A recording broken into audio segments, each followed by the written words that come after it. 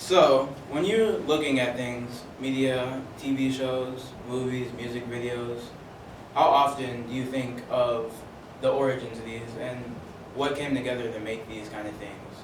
Uh, so, while many people take these things at one-dimensional or at face value, a lot of interesting things can come together to create these. So, my first example is Dada or Dadaism. You may be wondering, what is it? This is an art form that originated at the beginning of the 20th century, and it's based around a lot of nonsensical, meaningless things. It began specifically in Zurich, Sweden, or Switzerland, with Hugo Ball, an author and poet who started who officially created it in 1916 at the Cabaret Voltaire, a club. And to quote him in the Dada Manifesto, why can't a tree be called a plublush when when it's been raining? So that pretty much that kind of summarizes what it's about, as you can see or not. He's wearing a really strange suit here. A lot of weird art movements have been made around it. So it's extremely broad in all forms of its expression. But one big thing was the collage that they started. This is one of the first main movements that began collaging different pieces of art together. It occurs in literature, music, film, and just art. And many of the common themes, though you may not see it when you look at it directly, are anti-war against World War I, anti-art against the aestheticism of maybe England around that time, or just art for art's sake, and meaninglessness, just about creating it and having it be there and not meaning anything. And it could also be humorous. So this is Marcel Duchamp, who is a very influential person in the art movement, and here's Mona Lisa with a mustache, seeing as how it doesn't make any sense, but that's the point of it. But so a transition of the movement, you might be familiar with Salvador Dali. Well, Dadaism is a direct precursor to Surrealism, and Surrealism takes influences and different artists from Dada and builds upon it and narrows it down. So you may be wondering, where is it today? Where do we see this movement in today's culture?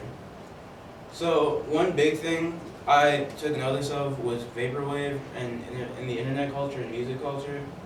Vaporwave is basically an aesthetic or an art movement that glorifies the retro themes, Japanese culture, abstract visuals, Roman busts, a bunch of odd things that seemingly are abstract and don't make any sense. But a lot of it is based around nostalgia and irony, similar to Dadaism. And actually a lot of it has deeper meanings, and it focuses around dystopia, existentialism, and nihilism, which is pretty, you might not take it at first, but a lot of it incorporates this subtly into its kind of aesthetic. Another kind is the Tim and Eric Show, which incorporates Dadaism and Dadaism roots into its humor.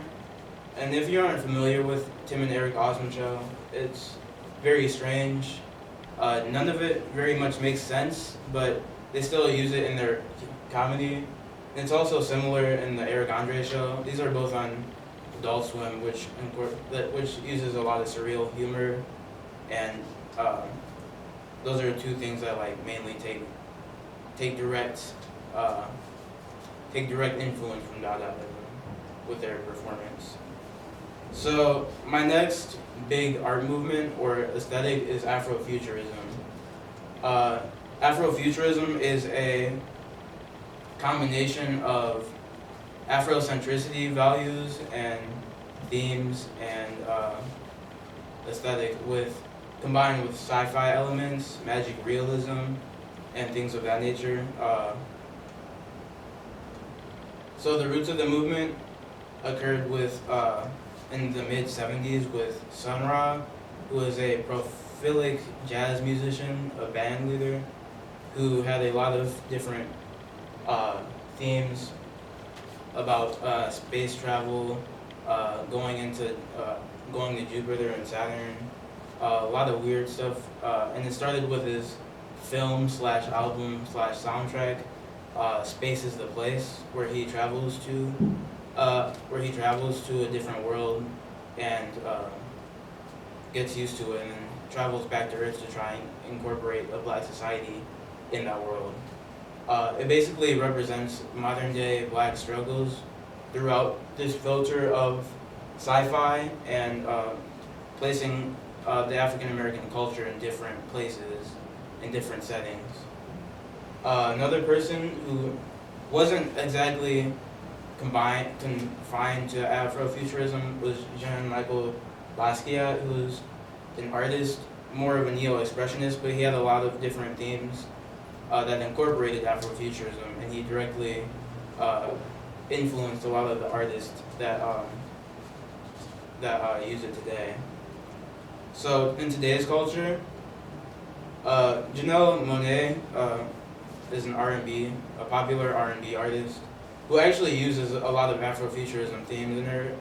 Her album, The Arcandroid, was like really widely received and really critically acclaimed. And in this music video for Tightrope with nearly 18 million views, it actually has a common theme with Sun Ra's Space is a Place movie with these cloaked figures with mirrors in their face.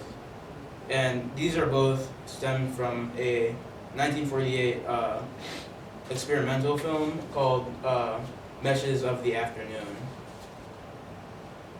This is Erykah Badu's album that came out around 2010, Return of the Ox, selling about 110,000 copies in its first week out. So it's even if you don't see it at first, it's still really present in music.